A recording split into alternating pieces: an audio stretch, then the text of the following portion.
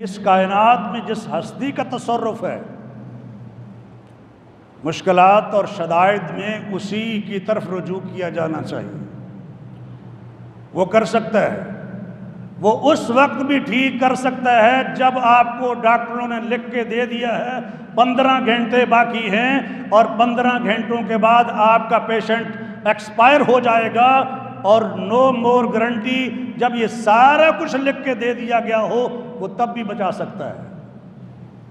اور کئیوں کو لوگ خدمت کرنے کے لیے گھر لے آتے ہیں ڈاکٹروں کے کہنے پر، اور وہ بچ جاتے ہیں۔ اللہ کے بندو، جب تک اللہ ملک الموت کو نہیں بھیجے گا بندے کی روح نہیں نکل سکتی۔ یہ مومن کا عقیدہ ہے۔ تو جب آپ یہ سمجھتے ہیں کہ جو رات قبر میں آنی تھی باہر نہیں آ سکتی، جو باہر آنی تھی قبر میں نہیں آ سکتی، تو پھر بھی مومن بزدل رہے گا، پھر بھی وہ ڈرا ڈرا رہے گا، پھر بھی وہ توہمات کا شکار رہے گا، پھر بھی وہ اس بدحواسی میں رہے گا کہ یہ نہ ہو جائے، وہ نہ ہو جائے، فلاں یہ نہ کر دے، فلاں یہ کام نہ کر دے، فلاں یہ کر دے گا، فلاں وہ کر دے، کوئی فلاں کچھ نہیں کر سکتا اگر مالک نہ کرنا چاہے تو۔ یہ عقیدے کی بات میں آپ حضرات تک کنوے کر رہا ہوں۔ مشکل حالات میں سنت نبوی کیا ہے؟ ربیع الاول کے مہینے سے آپ گزر رہے ہیں۔ پیغمبر علیہ السلام کی ساری زندگی کا درس یہ ہے کہ اللہ کے بندوں کو اللہ کے در پر لے کر آنا ہے۔ اسی کے لیے مارے کھائی ہیں، اسی کے لیے ہجرت کی ہے، اسی کی وجہ سے اپنوں کو چھوڑنا پڑا ہے، اسی کی وجہ سے اس شہر کو چھوڑنا پڑا ہے جہاں پیدا ہوئے تھے، اسی کی وجہ سے، ورنہ انہیں کیا اختلاف ہے؟ اخلاقی طور پر تو کوئی مسئلہ نہیں تھا۔ اے نبی، یہ آپ کو جھوٹا نہیں کہتے ہیں بلکہ اللہ کی آیتوں کی تکذیب کرتے ہیں۔ سورۃ الانعام میں اللہ نے فرما دیا تھا، فرمایا فَقَدْ لَبِثْتُ فِيكُمْ عُمُرًا مِّن قَبْلِهِ أَفَلَا تَعْقِلُونَ۔ آج تم میری دعوت کو غلط کہتے ہو، اس سے پہلے کتنی دیر تمہارے اندر رہا ہوں، اتنا بھی نہیں سوچتے ہو کہ میں نے ساری زندگی اگر ایک بھی بات غلط نہیں کی ہے تو اب میں اللہ کی طرف غلط باتیں منسوب کروں گا؟ یہ کیسے ہو سکتا ہے؟ افلا تعقلون، سورۃ یونس۔ تو نبی علیہ السلام کی ساری زندگی میں یہی دعوت رہی اور خود بھی یہی کیا ہے۔ اپنا عقیدہ بھی یہی تھا، عمل بھی اسی عقیدے کے مطابق تھا، اور اسی کے مطابق دوسروں کو دعوت دیتے تھے آپ علیہ السلام۔ مشکل میں پڑھتے تھے اللہم لا سہلا، اللہ کوئی بھی آسانی نہیں ہے، الا ما جعلتہ سہلا، سوائے اس آسانی کے جسے آپ پیدا فرماتے ہیں، جسے آپ آسان کرتے ہیں وہی آسان ہوتا ہے۔ وَأَنْتَ تَجْعَلُ الْحَزْنَ إِذَا شِئْتَ سَهْلًا، اے اللہ آپ جب چاہتے ہیں مشکل کو آسان کر دیتے ہیں۔ محمد الرسول اللہ صلی اللہ علیہ وآلہ وسلم اللہ کے حضور یہ التجا کرتے تھے، اور وہی فرماتے تھے کوئی مسلمان بھی جو مشکل میں ہے یا مشکل میں نہیں ہے، کسی بھی حالت میں ہے، اگر وہ یہ پڑھ لے لا الہ الا انت سبحانک انی کنت من الظالمین، تو اللہ ضرور اس کی مشکل آسان فرمائیں گے، مشکل کا ازالہ فرمائیں گے۔ ہاں، یہ اس کی حکمت ہے کہ فوری ازالہ فرماتے ہیں یا اپنے بندوں کو مزید مشکل میں ڈال کے جو باقی گناہ رہ گئے ہیں ان کا بھی صفایا کرنا چاہتے ہیں، یا اگر گناہ نہیں ہیں تو اپنے معصوم بندے کے آخرت میں درجات بلند کرنا چاہتے ہیں۔ یہ اس کی اپنی حکمتیں ہیں، لیکن یہ کنفرم ہے کہ مشکل ضرور آسان ہوگی جو یقین اور ایمان کے ساتھ اس دعا کو پڑھ لے جو حضرت یونس علیہ السلام کی دعا ہے، اور خبر دی ہے محمد الرسول اللہ صلی اللہ علیہ وسلم نے۔ قرآن میں بھی اللہ نے کہا ہے یہ صرف انہیں نجات نہیں دی، وَكَذَلِكَ نُنْجِي الْمُؤْمِنِينَ، ایسے ہی ہم نجات دیتے ہیں ایمان والوں کو۔ یعنی یہ نہیں ہے کہ کوئی شخص یہ کہے کہ وہ تو پیغمبر تھے، اللہ ہماری کہاں سنتا ہے گناہ گاروں کی۔ اللہ نے وہاں یہ بات فرما دی کہ اللہ ایسے ہی نجات دیتا ہے ایمان والوں کو، یعنی یہ بات عام ہو گئی ہر ایمان والے کے لیے۔ اور میں نے آپ کو یہ بات بتا بھی دی ہے کہ نبی علیہ السلام نے فرمایا جو مسلمان آدمی بھی یہ پڑھے، تو عام ہو گئی نا بات، یعنی یونس علیہ السلام کے ساتھ خاص نہ رہی کہ انہوں نے یہ پڑھا تھا تو مشکل سے نکلے تھے۔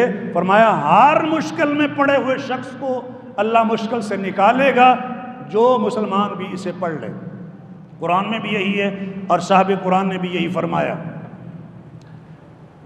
ایک موقع آیا کہ جب کفار نے اپنے بندے چھوڑ دیے مسلمانوں کو ڈرانے کے لیے۔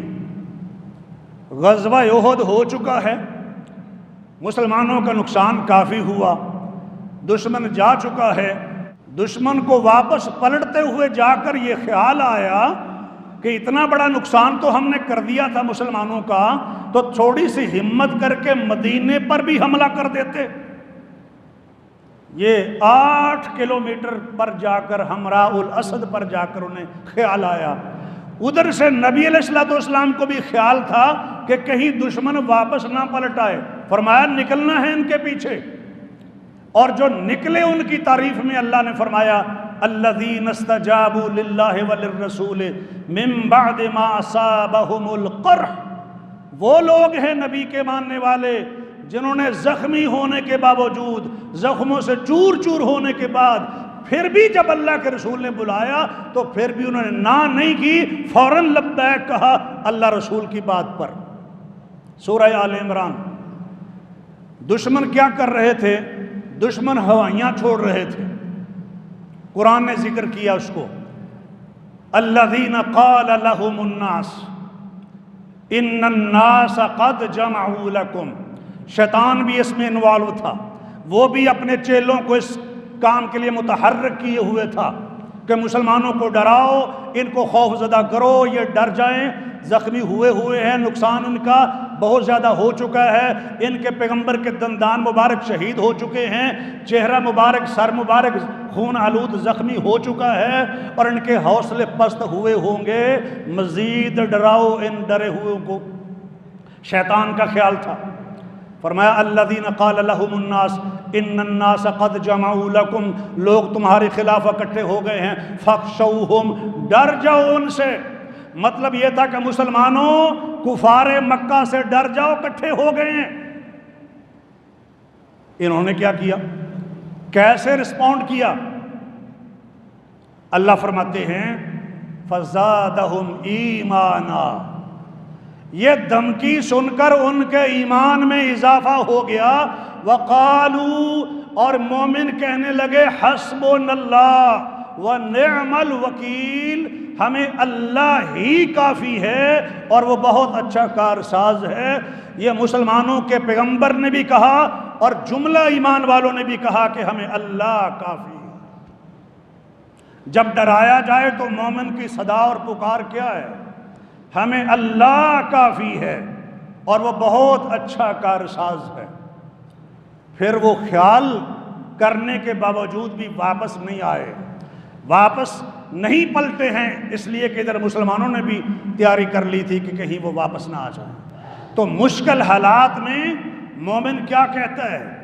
فرمایا مومنوں نے وہی کہا تھا جو ابراہیم خلیل علیہ السلام نے آگ میں کہا تھا۔ جب ان کو آگ میں پھینکا گیا تھا، جو انہوں نے کہا تھا، چونکہ ابراہیمی ہے نا، یہ ان کا پیغمبر بھی ابراہیمی، یہ بھی ملت ابراہیم کے ماننے والے، انہوں نے بھی وہی کہا جو ان کے جد امجد حضرت ابراہیم خلیل اللہ علیہ السلام نے کہا تھا کہ حسبنا اللہ و نعم الوکیل، حسبی اللہ و نعم الوکیل۔ انہوں نے مجھے آگ میں پھینک دیا ہے لیکن مجھے اللہ کافی ہے اور وہ بہت اچھا کارساز ہے۔ آپ جانتے ہیں کہ وہ وسائل کا بھی محتاج نہیں ہے۔ حکم دے دیا قلنا یا نارو کونی بردم و سلاما علی ابراہیم، اے آگ ابراہیم کے اوپر ٹھنڈی ہو جا اور سلامتی والی ہو جا، یعنی زیادہ ٹھنڈی بھی نہیں ہونا کہ جس سے انہیں اذیت پہنچے۔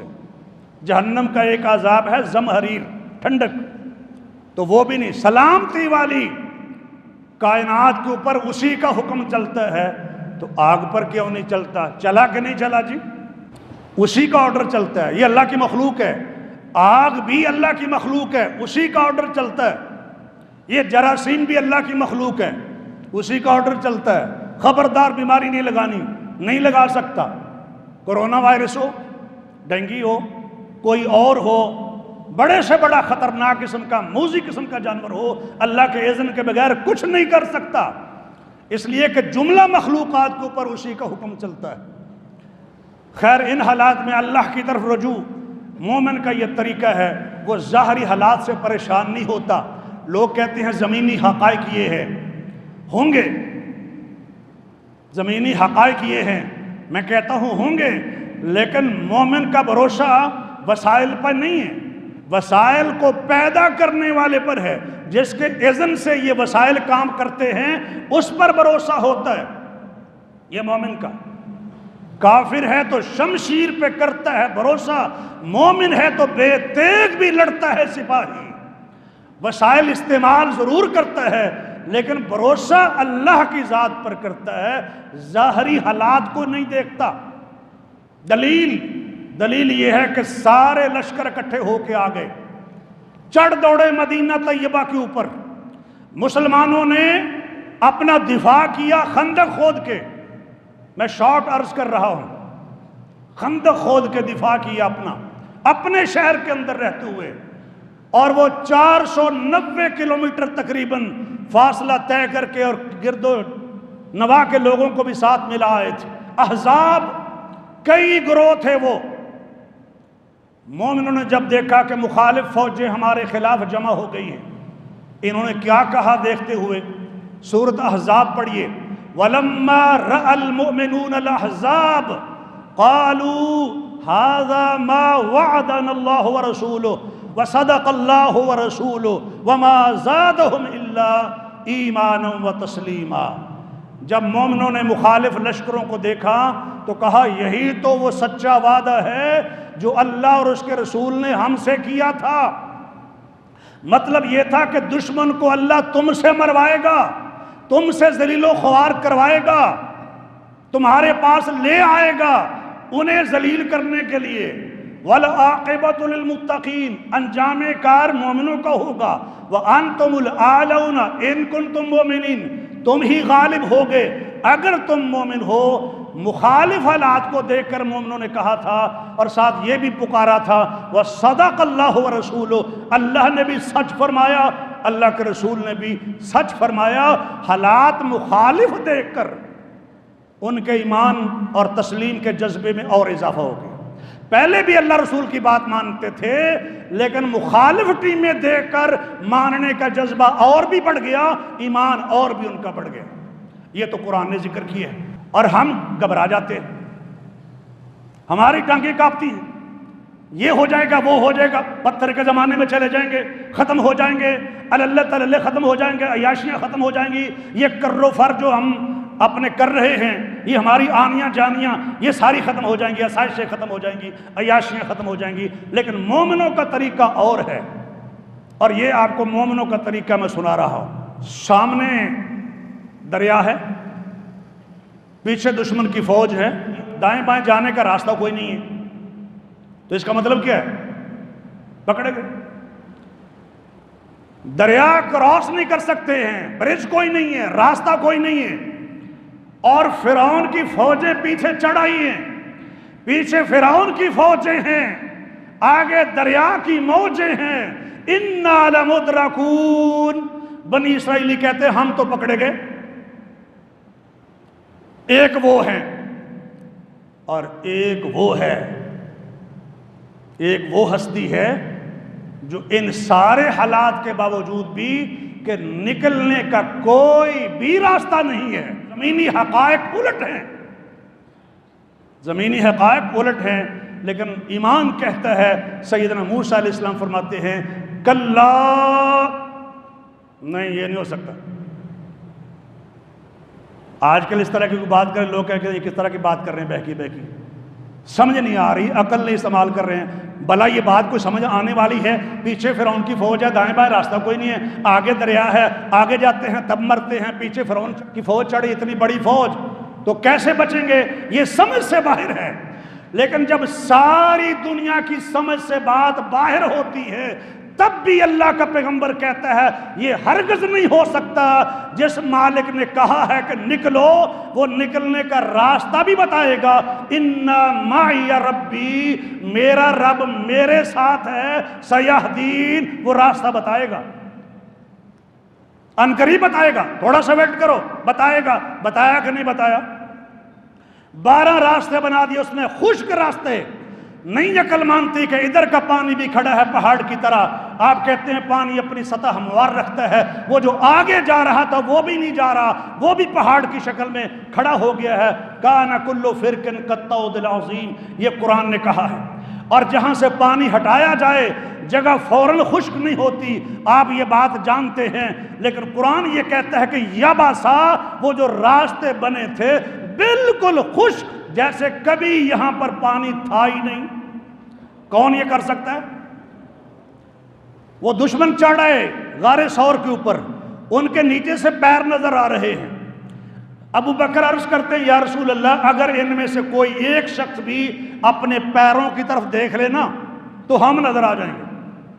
فرمایا ابو بکر، آپ کا ان 2 کے بارے میں کیا خیال ہے کہ جن کے ساتھ تیسرا اللہ بھی ہے؟ لا تحزن ان اللہ معنا، غم نہ کیجئے، اللہ ہمارے ساتھ ہے۔ جب حالات مخالف ہوں، فیور میں نظر نہ آ رہے ہوں، تب بھی یہ مومنوں کا عقیدہ ہے، مومنوں کے سرداروں کا عقیدہ ہے، اور ہمیں بھی اسی عقیدے پر آنا ہے۔ اللہ سمجھنے کی توفیق عطا فرمائے۔ وآخر دعوانا الحمدللہ رب العالمین۔